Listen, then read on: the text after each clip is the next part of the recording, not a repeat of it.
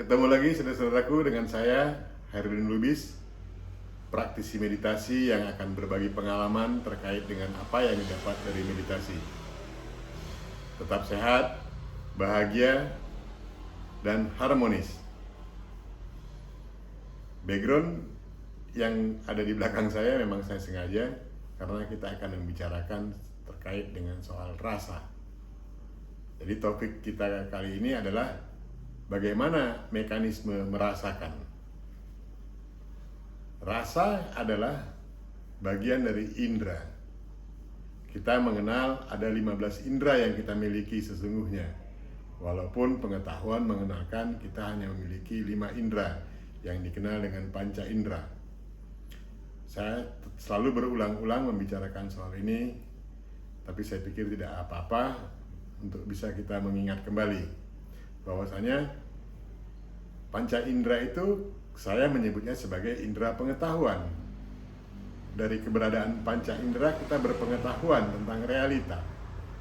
Mata untuk melihat realita yang ada sebagai fisik, telinga untuk mendengar, hidung untuk membau, lidah untuk merasa, dan kulit untuk meraba. Itu indera pengetahuan. Berikutnya, 5 indera berikutnya adalah indera bekerja. Memegang, berbicara, buang air besar, buang air kecil, makan dan minum, dan berjalan. Itu indera bekerja saya sebut. Karena hal ini menjadikan dia indera karena bekerjanya selalu diatur oleh pikiran. Selalu diawali oleh perbuatan berpikir. Dan bisa ditahan biasanya. Kalau dia bukan indera tidak bisa ditahan, dia akan bekerja secara otomatis. Yang berikutnya adalah indera spiritual. Pikiran, akal, nafsu, ego, dan rasa. Nah, kali ini saya akan membicarakan soal bagaimana rasa bisa merasakan. Jadi mekanisme merasakan itu bagaimana? Apa yang didapat dari mekanisme ini? Apa yang didapat dari perlakuan ini? Apa yang didapat dari pengalaman merasakan ini? Kita lihat nanti. Kita ambil contoh ketika kita makan cabai.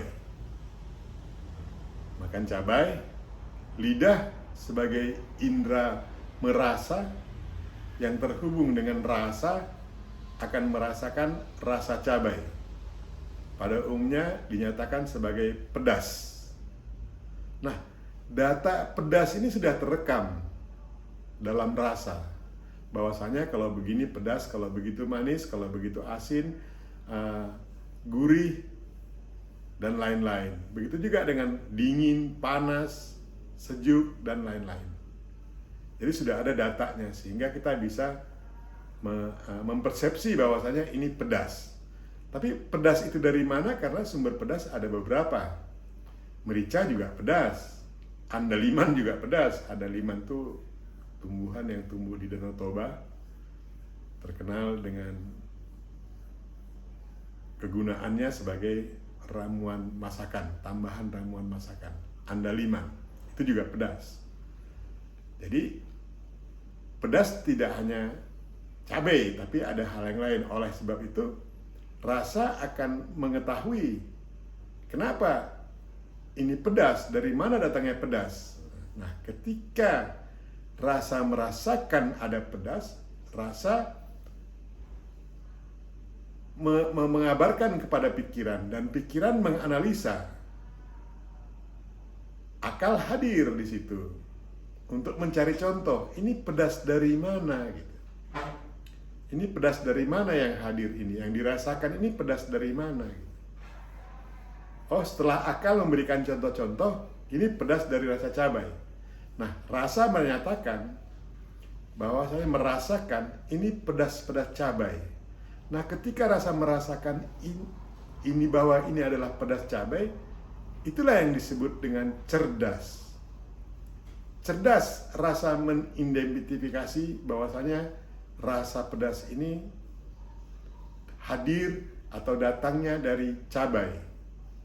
Jadi cerdas itu adalah bagaimana kemampuan mengidentifikasi yang lebih spesifik dari yang dirasakan terkait dengan rasa pedas.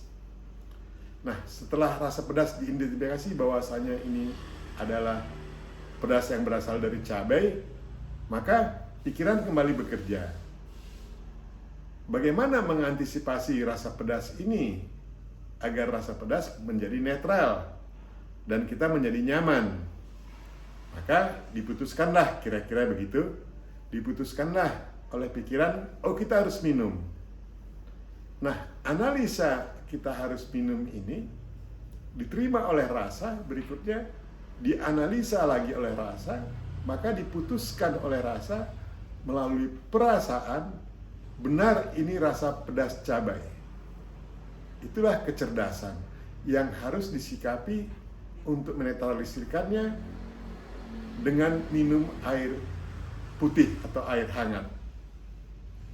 Nah, rasa memiliki perasaan yang saya sebut sebagai kecerdasan. Nah, ketika pikiran bekerja bersama akal dan aspek yang lainnya, maka dianalisa lagi bahwasanya rasa pedas cabai ini harus diantisipasi dengan minum air. Maka perasaan memutuskan harus minum air. Pikiran menggerakkan seluruh aspek tubuh, memerintahkan seluruh aspek tubuh untuk minum air. Nah, itulah rasa. Bagaimana bekerjanya rasa? Rasalah sumber cerdas dan kecerdasan. Rasalah yang menganalisa rasa pedas tadi menjadi rasa pedas apa dia. Oh, ternyata pedas cabai. Harus bagaimana berikutnya? Perasaan menawarkan kecerdasan dalam berupa perintah atau anjuran untuk meminum air. Tentu meminum air ditanya lagi kepada akal. Bagaimana pengalaman akal terhadap meminum air untuk menghilangkan rasa pedas? Begitulah mekanismenya. Nah, kembali ke rasa. Rasa sendiri memiliki hubungan di kedalaman diri. Dia memiliki hubungan dengan ruh, memiliki hubungan dengan jiwa, dan memiliki hubungan dengan seluruh sel, dan juga berikutnya memiliki hubungan di luar diri kita melalui indera-indera tadi. Oleh sebab dia terhubung juga dengan sel, nah ketika sel-sel membutuhkan asupan yang kita sebut dengan lapar, maka rasalah dulu yang merasakan. Disampaikan kepada pikiran, berikutnya diolah. Diolah harus bagaimana untuk menangkal rasa lapar ini.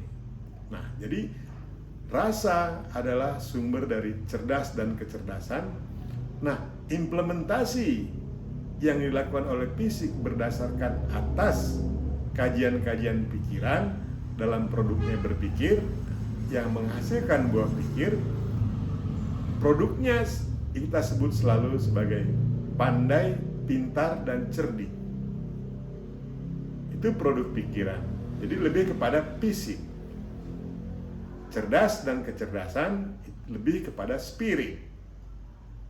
Jadi bagaimana kecerdasan melihat pesan-pesan yang dibawa oleh rasa dari sumber rasa terdalam, apakah dia dari keilahian, ruh, ataukah jiwa, tentu harus berdasarkan pengalaman juga.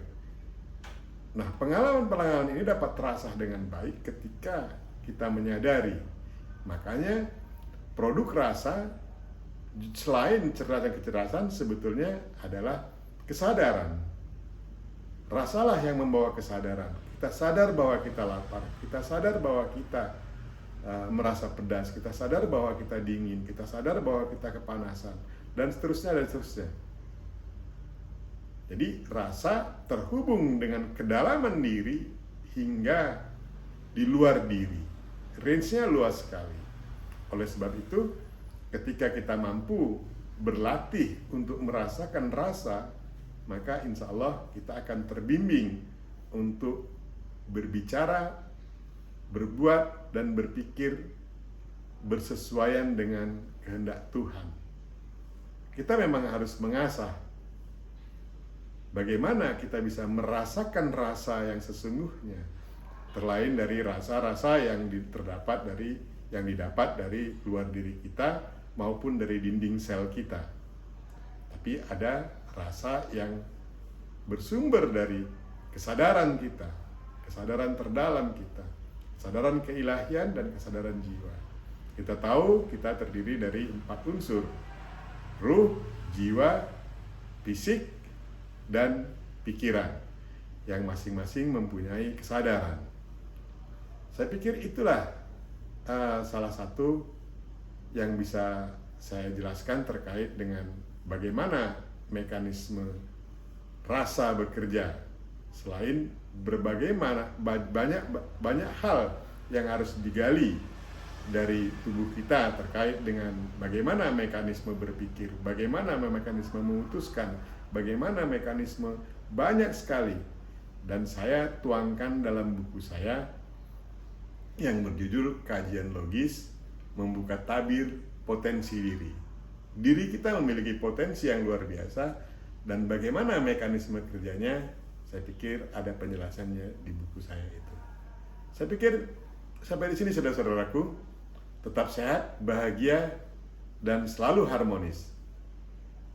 Filosofi dapur adalah penuhi kebutuhan, beri perhatian yang sungguh-sungguh, maka kita akan aman dan nyaman dalam berkeluarga. Tetap sehat, bahagia, dan harmonis. Sampai ketemu.